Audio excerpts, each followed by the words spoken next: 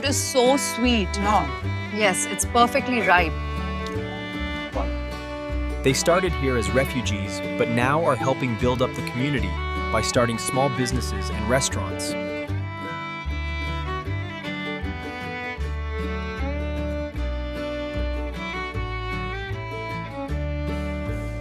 When you have that kind of environment, it's not good for your health, it's not good for your career. The best part about this is the versatility and all the different attachments that you can put on it. We are thinking of going to the movies tonight. Oh, which one are you thinking about?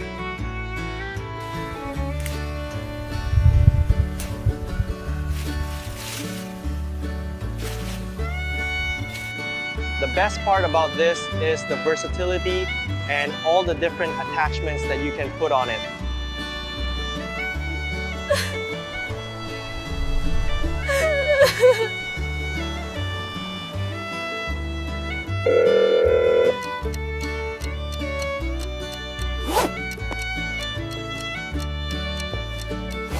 Yeah, I've got a busy week.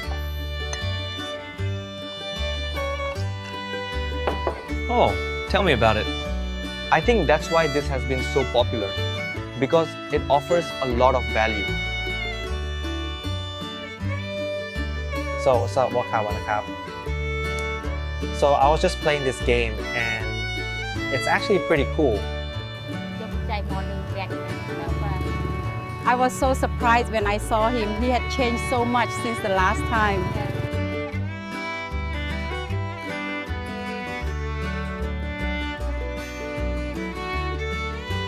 The night was heavy with silence, a silence that clung to the walls like a shadow that would never let go. And in that silence, she sat alone, her hands trembling as if every breath was carrying the weight of 1,000 worries. The baby's soft breathing in the other room was the only gentle sound, fragile, innocent, untouched by the storms that had begun to close in around them. But she knew deep down that innocence could not last, because the world outside their door was sharp and cruel, and the man she had let into her life was both her salvation and her greatest danger. He sat across from her at the small table, the great man, the CEO whose name carried power, whose presence demanded respect. But here, in the dim light, he was not a king. He was a man breaking under the weight of battles no one else could see. His shoulders slumped, his face pale, his eyes clouded by sleepless nights, an endless war with rivals who circled like wolves in the dark. He forced a smile, told her not to worry, said everything was under control, but she saw through him. She always did. His voice cracked when he tried to reassure, and in that crack, she heard the truth. He was fighting enemies who did not play fair. He was running out of time, and if he fell, everything they had, everything she had sacrificed for, would collapse like fragile glass. She wanted to reach for him, to tell him to stop, to leave the battlefield before it consumed him completely. But he shook his head, his hands trembling as they held hers. He said he could not when she and the child depended on him, not when stepping back meant handing victory to men who would destroy them without mercy. His words carried fire, but also desperation, the kind of fire that burns not because it is strong, but because it is cornered. And she felt the chill of fear slide down her spine, realizing that he was prepared to walk into hell itself if it meant protecting them. Days blurred into one another, mornings where he left before dawn, nights where he returned long after dark, his body worn, his suit still damp from rain, his eyes haunted. She tried to keep the home alive, feeding the baby, cooking meals he barely touched, waiting at the table until food turned cold. When he finally stumbled through the door, she wanted to scold him, to plead with him, to cry. But often all she could do was hold him as he fell asleep in her arms, the smell of exhaustion clinging to him like smoke. Sometimes they argued, her voice sharp with fear, his voice breaking with frustration. Sometimes they sat in silence, the silence heavier than any words. And sometimes, when both were too tired to fight, They clung to each other in the darkness, as if the night itself was trying to tear them apart. Then the knock came. 3 sharp knocks that froze her blood. She opened the door to find a man she had never seen before, his eyes cold, his smile thin, his words laced with threat. He told her plainly, the CEO had enemies, debts that could not be ignored, and if he did not pay the price, if he did not bend, it would not be him who suffered. It would be her. It would be the baby. She clutched her child tighter, her heart pounding as the man's voice echoed in the night. Then he was gone, swallowed by the darkness, leaving only fear behind. When her husband returned, soaked by the rain, she told him everything, every word, every look, his fists clenched, his jaw tight. He swore that no harm would touch her, swore that he would burn the world before letting anyone lay a hand on their child. But she saw it in his eyes, the fear he could not admit, the truth he could not hide. The storm was already here, and there was no running from it. From that night on, every sound outside felt like danger. Every phone call felt like a warning. Every shadow on the wall felt like a dagger waiting to strike. She tried to be strong, tried to tell herself that love was enough, that their bond could shield them. But in the dark hours when the baby cried and he did not come home, when the clock ticked past midnight and her chest ached with dread, she wondered if promises could survive when the world itself was set on tearing them apart. She remembered the day they first met, how he had seemed untouchable, powerful, the kind of man who could bend fate with a word, how quickly that illusion had shattered when she saw the cracks in his armor, the secrets he tried to bury, the ghosts that followed him even into their bed. She loved him. Yes, but love did not erase the danger. Love only made it more painful because now his war was hers. His enemies were hers, and every move they made together was a step on a blade that could cut them at any moment. The pressure grew, whispers spread, rumors of betrayal within his company, contracts vanishing, partners pulling away.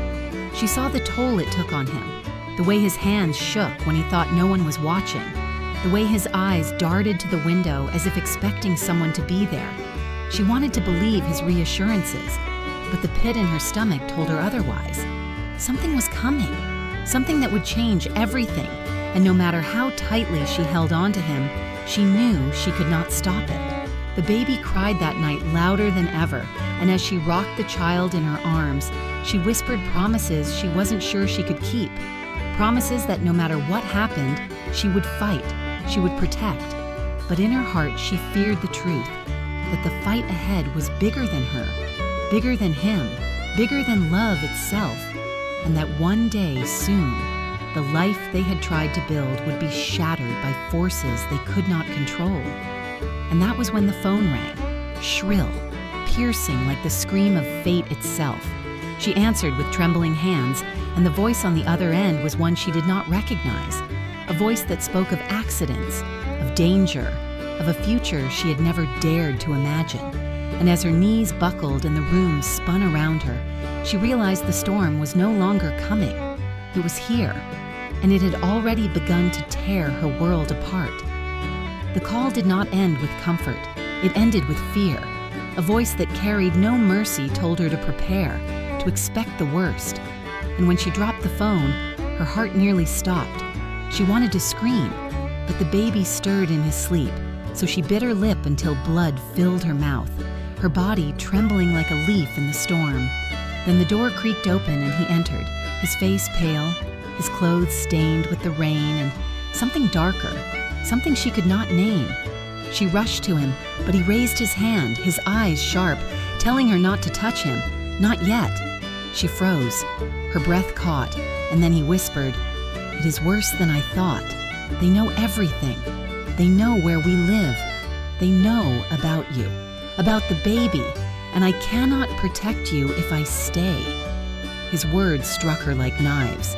She shook her head, begged him not to speak like that, begged him to stay, but he only gripped her shoulders with a strength that bordered on desperation, saying that love was not enough, that survival required sacrifice, that if he disappeared, it was not betrayal, it was the only way to keep them alive. For days after that night, he came and went like a shadow. Phone calls in the dark, whispers behind closed doors, meetings with men whose faces she never saw. Every time he left, she felt it could be the last. Every time he returned, she clung to him as if he were already slipping through her fingers. She wanted to demand the truth. But every time she opened her mouth, his eyes silenced her. Eyes full of storms and secrets.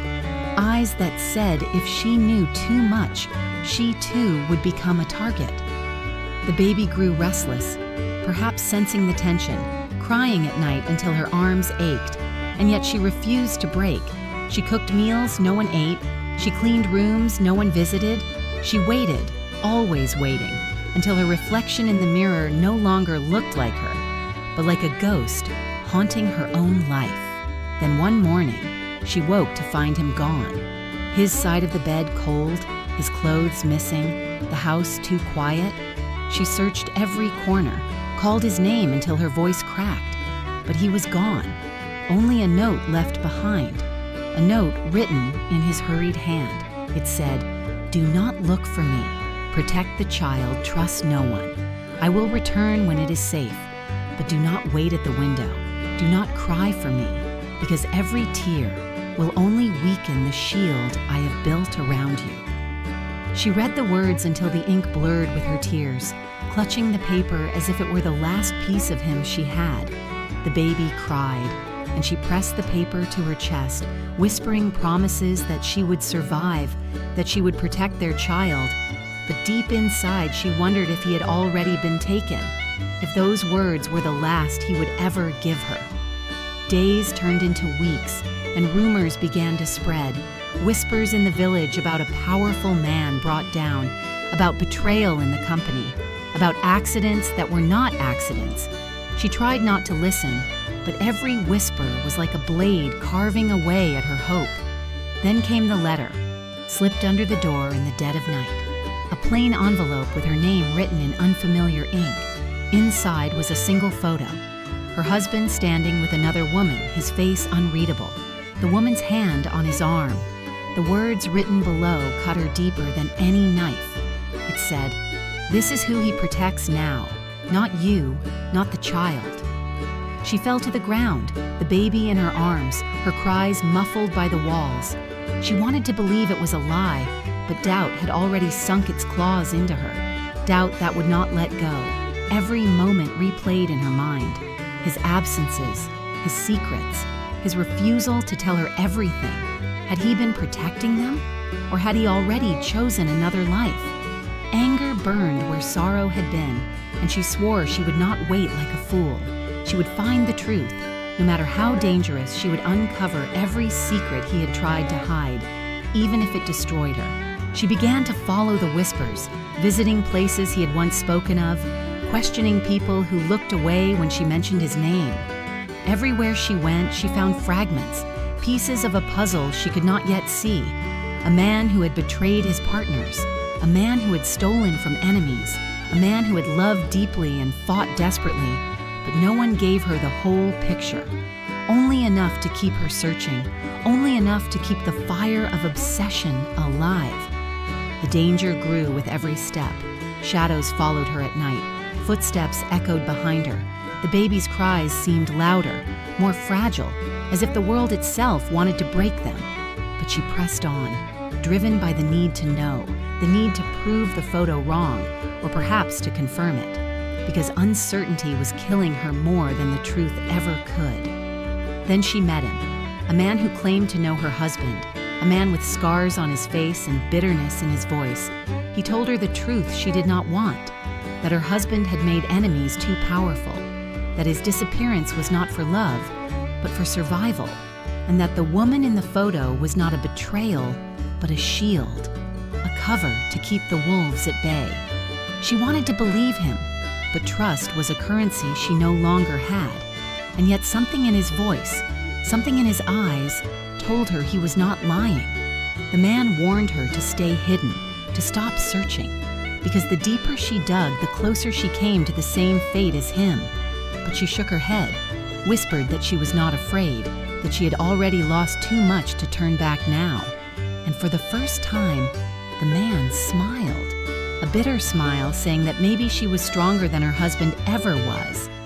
That night, she sat by the window, the photo in one hand, the note in the other, the baby asleep in her arms, the storm raging outside, and she realized she was standing on the edge of something far greater than herself, a war that stretched beyond her small life, a war that had already claimed the man she loved and might yet claim her. But she also realized something else, something that made her heart steady. She was no longer just waiting, no longer just surviving. She was fighting, and no matter what came next, she would not fall quietly into the shadows. She would drag the truth into the light, even if it blinded her. The storm outside had not ended. It was only growing stronger. Thunder rolled across the sky like drums of war. Lightning split the darkness and cast her shadow long against the walls. She sat there, with the baby pressed against her chest, her eyes hollow but burning. She knew the moment of waiting was over. She could no longer remain silent, no longer remain in the safety of ignorance, because safety was an illusion, and illusions had nearly killed her already. She whispered to herself, to the sleeping child, that the truth must come, no matter how much blood it demanded. The next morning, she set out, not with fear, but with a strange calmness, her steps steady, though her heart trembled. She followed the trail left by the scarred man's words to an abandoned warehouse at the edge of the town, a place where rust ate metal and silence hung thick. The baby was left with her neighbor, a trusted woman, because she knew where she was going might not allow her to return. She entered the warehouse, her breath echoing, and then she saw them. Men gathered in the shadows, men with cold eyes and sharper knives, and in their center, chained, bruised, and half-broken, was him, the man she had loved, the man she had searched for. Her heart shattered and soared at once. She wanted to scream his name, but a hand pressed her against the wall. It was the scarred man whispering fiercely, "If you speak, they kill him. If you move, they kill you. Stay silent if you want a chance to save him." Her eyes blurred with tears, but she nodded, watching as they dragged him forward, demanding answers, demanding names, accusing him of betrayal, of stealing money, of working with rivals. He spat blood and refused. Even as they beat him, he refused. And she realized in that moment, he was not protecting himself. He was protecting her, protecting their child. The truth that had haunted her now burned clear. Every secret, every absence, every lie. It was all a shield, a fragile shield he had built with his own suffering, and now it was shattering before her eyes.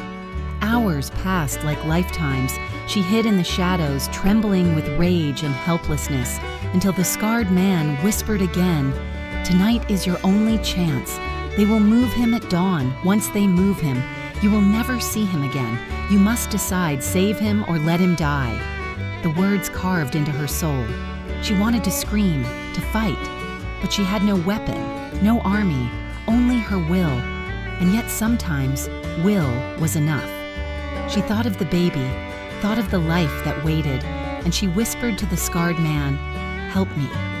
And he nodded, his scar twisting into something like a grin. When the night deepened, when the guards grew tired and careless, the scarred man struck, swift and silent, a blade flashing, a throat cut. She covered her mouth to stop the scream.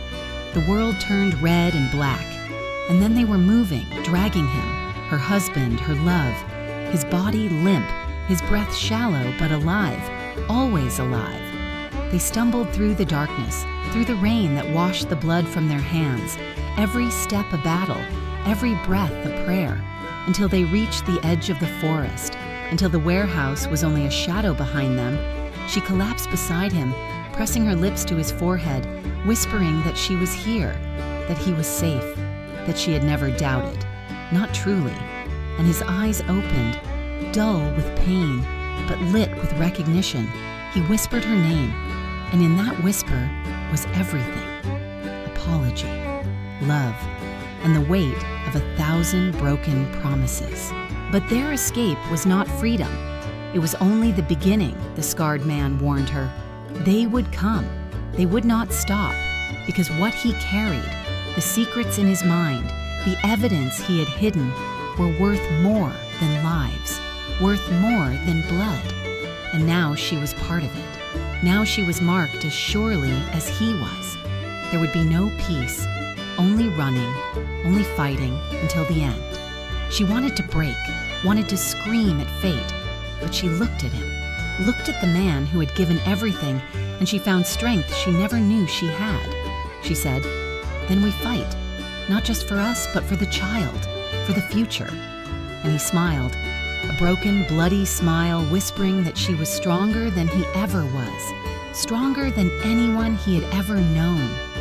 Days turned into nights of fleeing, forests and back roads, safe houses that were never safe, friends who turned to enemies, enemies who turned to ghosts, their love tested at every corner. Sometimes she doubted, sometimes she wanted to collapse, but every time she saw the baby's face, every time she felt his hand in hers, she stood again. She walked again. She fought again. And so they survived. Barely. But survival was enough. Survival was victory in a world that wanted them erased. And yet the final twist came not from enemies, but from within.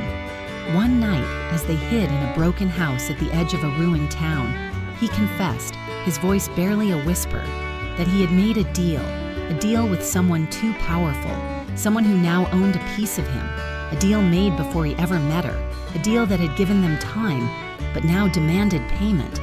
She listened, her heart breaking anew, because the payment was him, his life for theirs.